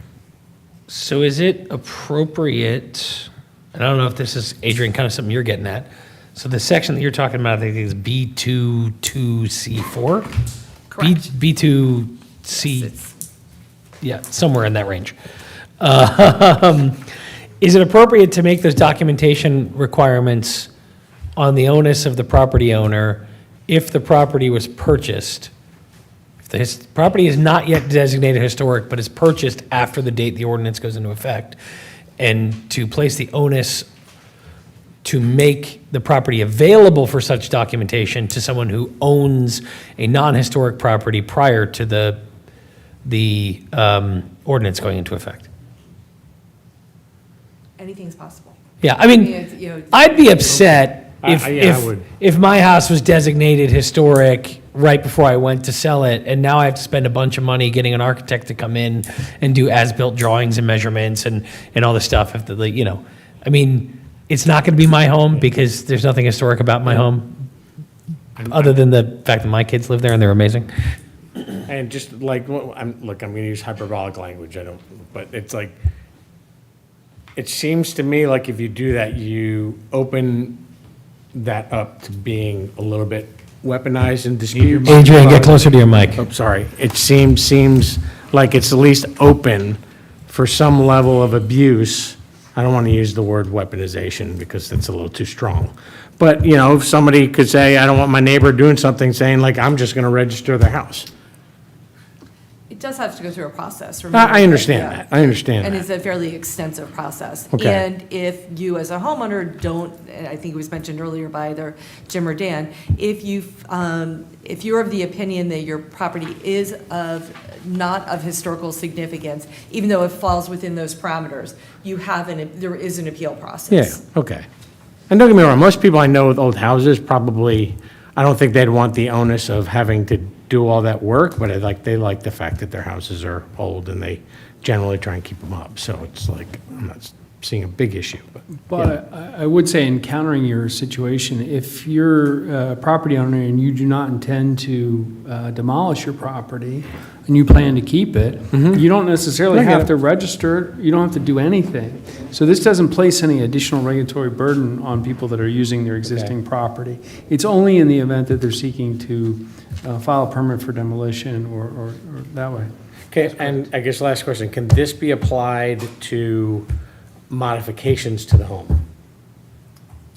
To depends how significant the modifications are. If it's interior, there are specific exclusions to this ordinance, and the exclusions are, it does not apply if it is a interior, or if it is, let me just get the exact language. Sorry. Also, removal of features that were added less than 50 years previously, such as modern porch or aluminum siding or carport. So if there was additions put onto a building and you just want to demolish those, you're not going to be penalized for a What if new there's an addition. addition somebody wants to do? What if it's a 100-year-old ranch that somebody wants to put a second floor on? So this is only demolished, this is only demolition? Demolition. Well, you'd have to do demolition to the roof and structure to put a second floor on. Does that It would require be a demolition something- permit? Yes. Yes. Okay. Okay. Yes. Again, I'm asking these questions, I want to make sure I understand what we're, Yeah. what Yeah, we're we kind of looking went at. through a lot of this stuff back and forth and back and forth. Yeah, yeah. And I'm curious, like Joe's opinion on the idea of saying, I forget the idea you were talking about, but I thought it was a good idea, but what's your thought on that idea? And I wanted to point out, as Supervisor Lewis said, if you're not demolishing your house, you don't need to document it, that's fine. Right. It's there for the community to see, and we can act. If the historical commission would like to go in and study that, we could ask permission of the property owner to do that. It only is in case of a demolition. And I would say, while we have a fairly extensive list that's provided from the HARB in terms of what documentation is required, that is something that can be handled on a case-by-case basis. Yeah. Obviously, if you're a house from the 18th century, we're going to want a little bit more documentation than maybe if you're a 1920s Yeah. house. Yeah, and listen, the idea of like a split, it's probably not all that relevant because there's probably not that many homes today that would be subject to that, right? But if a home were damaged significantly by a fire or other natural disaster, a flood, right, and I had to then tear it down, right? I mean, this is where my concerns are, right? So my home was just destroyed by a flood, which happened in this township, and now I need to get it knocked down so I can build a new one, and oh crap, the township requires me to get my home laser scanned now on top of everything else. It's another expense, right? So that's really just where my concerns lies. I don't want to compound people's issues. Right, and remember, and again, just to glom onto what Yep. John had said, it's for demolition, removal, or relocation. So if it was damaged by flood, et cetera, you'd probably be partially demoing the property. And remember, the whole process is a conditional use, so it will be before the Board of Supervisors, which the conditional use is I hate to use the term low bar, but it's it's an easier process. And the board at to that go point through. would be likely to say, yeah, you know, It's on a you're going through and, case-by-case yeah, basis. got it, okay. So we currently have I guess, a township historic building inventory. Would the homes that are on that inventory automatically stay on that inventory list if this ordinance passes? Or do they have to go through the process of getting placed on their? They would go through the process, if I may. So the historic inventory list is based on age only, right? We basically are looking at houses that are over a certain age, but that doesn't necessarily make a house historic, right? Okay. Okay, so what we're trying to do is then we bring in the criteria that's used by the Secretary of Interior for the National Register. And Jim kind of outlined that. You know, is it architecturally significant? Did an important event happen there? Did an important person live there? And it would be those houses, so the inventory list would be fodder that would go through the process, and then a subset of those would appear on this list. Okay, so we'd be starting off, if this ordinance is passed, that inventory list is a clean slate. Yeah, and the Historical Commission is going to need to populate it. Okay. Yeah, and the Thank you. four criteria are association with significant events, association with significant persons, architectural or artistic significance, and potential to yield information. That's where it's important to the history of the township. And then from there, it goes on a process. It will be sort of vetted and approved by the Historical Commission. Then it will go to the Board of Supervisors. Then the homeowner will be notified. And if the homeowner is either, and I should mention that homeowners can ask for their properties to be placed on this list as well. But if you're not a homeowner that asks to be placed on the list and you're notified by the township that your property has been designated as such, and you're unhappy with that designation, there's the appeal process that we talked about earlier. Question, just, we live in a pretty historic and old area, so how does this compare to what Solebury, what Yardley, what Newtown, Upper Make, anyone, like, how does this compare to what they're doing to try and maintain historical structures? I can't tell you, township by township, but we did vet and took into consideration all of our neighboring municipalities and see what they did. So it's kind of similar, though? Similar, Like, is it yes. along the same lines? I guess I don't need, like, particulars, yes. but. We even involved the Pennsylvania State Yes. Historic Preservation Office in reviewing this in Okay. terms of making sure that we were, abiding by Pennsylvania laws, but also, in line with what other counties have done, other townships and counties are doing. So I can't say that point by point, we're less strict or more strict on every point, but on balance, yes, we are very similar to our neighboring municipalities. Okay, all right, thanks. Just so that we have an idea of scope, the current list of historic building inventory is roughly how many? I didn't do this. I want to say it's like 300. I was going to say 391. So it's somewhere in the 300s. That sounds pretty specific. So give or take 400 potentially, and then maybe there's some more or some less, but okay. So the Historic Commission would have its work cut out for it, considering those as they came up for designation. Yes, we would take it in kind of your order. Again, the 31 remaining houses that are here from the 18th century are, if you would, by default historic. Right. So that would be easy. As we got into the 19th century, again, there's a lot of ones that are old farmhouses that we'd be able to, I live in Westover, right? There's about half a dozen houses in Westover that are from the 1920s. There's about 4 of them that are Dutch colonials. Are they all historic? I don't know. We're going to need to kind of sort through and figure out how we're going to handle those. Okay, thank you. I have one item that I've been trying to find an opportunity to, and this might be the right spot to do it. So I talked before about, I was disappointed with the Point development, with the fact that they're relocating historic property, but we don't have any kind of like hooks in that to make sure they actually finish that work, right? They can finish their new development and people can move into those properties, et cetera. There is here in B2E conditions talking about demolition, removal, and relocation in number 1, if it's approved to facilitate future development of the property. So we're kind of opening that up. Can we tie the certificate of occupation of the new development to the completion of the appropriate destruction or relocation as pursuant here, or is that not something that's permissible?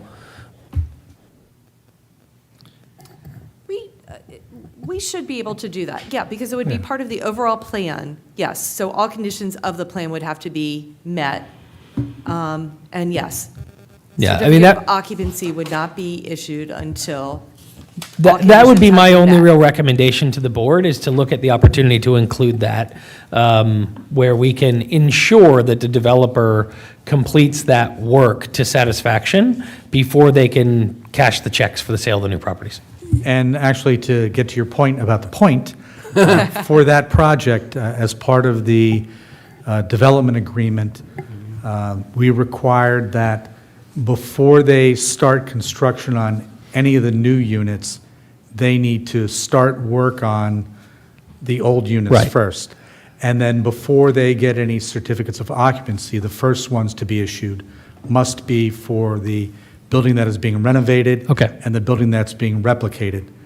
And then once that's done, then they could finish. Okay, so the we other did ones. handle that in that process. Yes, Great. that was in the And I development would just be agreement. looking to kind of put that into ordinance in some fashion. Yeah. Yeah, you could tie it into certificates of occupancy and also maintenance bonds, et cetera, that are being held for the development, that, they're not going to be released until X, Y, and Z occurs and is completed. Yeah, but the bond stuff, it costs us a lot more money to do something than a developer to do something. So it's not one, that would just be my recommendation to the board, would be to tie certificate of occupancy to the completion of this process.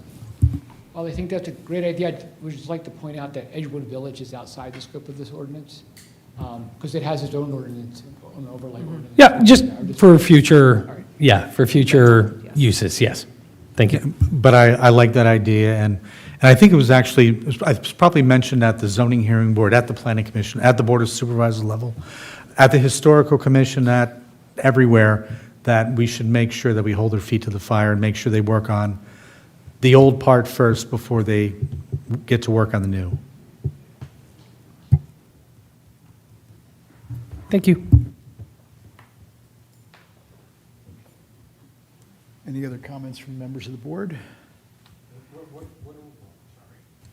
Like, what, are we giving a recommendation today, or just listening? What are we doing? I think the plan is to make. This is just a review. That is up to you. It is, I think the hope of the Board of Supervisors would be that there would be some either recommendation at this time so that the process could be moved along.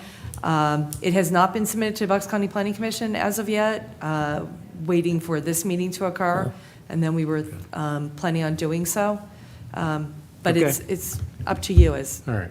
it always is. So I would like, just before any motion or anything might or might not be made, I guess the only thing I would ask for is what Colin and I were talking about before, is just, even though it might not be a lot of people, even though it might not be big, you can say that for both sides of this discussion. I think if somebody has a house or property that this wasn't designated for, if it applies to them and they end up having, there ends up being some cost that needs to be incurred to comply with this, I think the township should cover them. Only in that it's like a grandfather clause. Like, if you buy a property, you know it's historic, it's very clear, and you're buying that known up front. To go to someone who bought a house that, in 10 years from now, it might hit the list, and you don't have any view of that now, and they might, in the rare case, might come along that you're asking them to do something that they weren't counting on, I think, I don't think the onus should fall on their shoulders to comply with that. I guess the one counter to that is, I'm not articulating it well, but. the one counter to that is, in that scenario, if the house was proposed to be put on the historic designation list, the homeowner would have the opportunity to address it. I guess they at least have the ability to contest. They have the ability to challenge or appeal the decision. Right. Right, So okay. maybe, I guess the options are to leave that alone as is, or to build in something where they can ask for some sort of accommodation. Yeah, I I think you understand the intent of what I'm saying. I'm not trying to No, I understand what you're dictate saying. any sort of specific. And is it just to the extent, and just so that I'm clear, so that I can relay this to the supervisors, is that the intent is for the township to assist with the documentation that is required? Yeah. And again, remember, documentation is only required if it's going to be a This is not I don't foresee this being a very common thing, at least in the foreseeable future. Am I So- missing? It just seems to me like you're encoding something, and I'm just like, the way my brain works, I try and like nitpick and poke holes in it. And like, that's the one thing that just from a, call it fairness, whatever, it strikes me as something that isn't necessarily fair to the average property owner. I'm not thinking of developer per se or anything. I'm thinking of just someone who lives down the street from me that someday could just be like, hey, I'm gonna do something, I've been dreaming about this for 10 years, and all of a sudden they're hammered with something, they have those requirements, and they have no recourse, and then they're ended up being on the hook for something they don't know. The more I think about it, the more I think we kind of have it covered, because, we're going to be looking more closely at the properties to try to determine what we feel is really worthy of being saved. When we think we have it, all of the people will be notified of our idea of designating their property as historic. They could challenge it at that time, and ultimately... Or they could sell before the designation's in place if they wanted to. They could Yes. just say, I don't want the burdens, and they could leave. Yeah, and, you could appeal that designation too, to say, well, I think this is unfair. I'm planning to sell my property, and I want to sell it so they can demolish it. They obviously have the right to appeal that.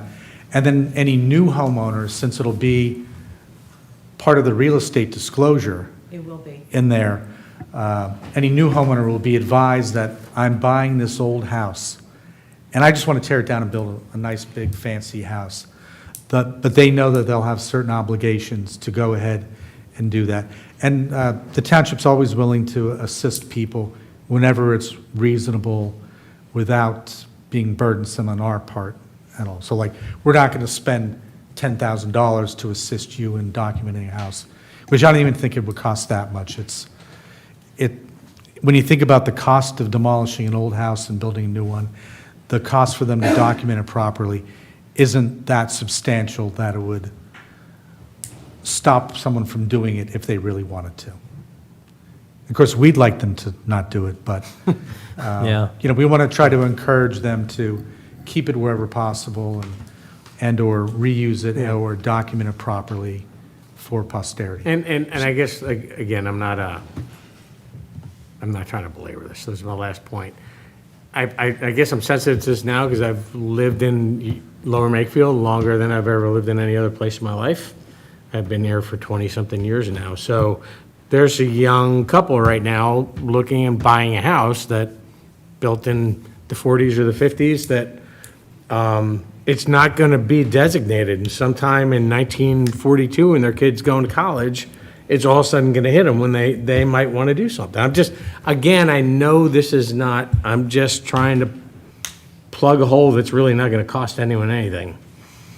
But chances are a home built in the 1940s, unless it was done by, some famous architect. That's fair, that had, that's fair. like, Maybe the I'm mo- not considering that enough that, even though we're considering however many hundreds of houses, they're not all going to get designated. Correct, right. It's not- Maybe that's what I'm still getting wrapping my head around. Right, it's not every house that fits in that box Gotcha. is going to be. Okay, I get it. I'm designated probably as making a mountain out of a molehill. And I know, this probably wouldn't be applicable to that scenario you're talking about, but we did put this on our website a couple of days. I think it was Thursday, we put this on the website saying that the township is considering this ordinance. So anybody who is looking to buy a house in the township technically I got has it. the... Thanks for humoring me. Yeah. We did our due diligence in terms of notifying the public and any interested buyers that want to move into Lower Makefield. So sort of little bigger picture, not looking at historic homes. Some communities, older communities in Lower Makefield have a real problem with tear-down homes and building of new construction. How many homes get torn down in Lower Makefield on an annual basis? Just ballpark. I'd say maybe 2 or 3 a year. Okay, so we don't have an issue with that in this town at this time? The only ones we have issues with are houses that have, recently there's a house on Black Rock Road that was demoed and rebuilt. I know the neighbors are like shocked because it's so modern looking that it just, in their minds, doesn't fit in the neighborhood. But the house literally had an addition that was put up on a couple of cinder blocks and some bricks and some pieces of wood. So it was a house that was worthy of being demolished. Okay. Thanks. So should I offer a motion to make a recommendation to the board, and then we can open up public comment on the motion? Yep, Okay. have at it. So I move that we recommend the board accept the changes to the historic demolition ordinances and associated definitions, et cetera, as offered here today, and that as a condition, the board consider amending the ordinance to tie certificate of occupancy, the granting of certificate of occupancy to the successful completion of any relocation or demolition on a historical significant property that is under the effects of this ordinance. Is there a second? There's a second. Before we call the question, is there any public comment? Again, Jack Cullen, thank you. The existing ordinance, how does it affect the farmhouse that, on the property that these two gentlemen were talking about? It was Under our built in 1804. Yeah, under our current ordinance, we require an environmental impact assessment on all developments that have so many units. So that proposed development will qualify. As part of that, they need to do a historic resources inventory. So one of the things would be they would have to provide some level of documentation on what the house looks like. We also, as part of development, we usually do a site walk on the property, and one of the things we would request would be that it'd be nice to get inside the house, take a look at it, see is there anything of the 19th century remaining in the house, or was the whole house at one time gutted, redone, or is this just there was a house there at one time, whether or not this is still that same house or parts thereof remains to be seen, but we would still have some control over that. And the onus would be on the current owner to answer those questions? Or the buyer? Both, yeah. Okay. And the same would be true if the ordinance passes, it's just bars being raised to make it, to protect more of these types of properties is the bottom line, right? Exactly. Okay, thank you. Okay, it doesn't appear that there's anybody online either. No comment online. Okay, thank you. So we'll call the question at this point. All in favor of the question as Colin proposed it, say aye. Aye. Aye. And the motion passes unanimously. Okay. At this point, we just have a motion to adjourn the meeting. I move. Second. All in favor? Aye. Aye. We're adjourned. Thank you.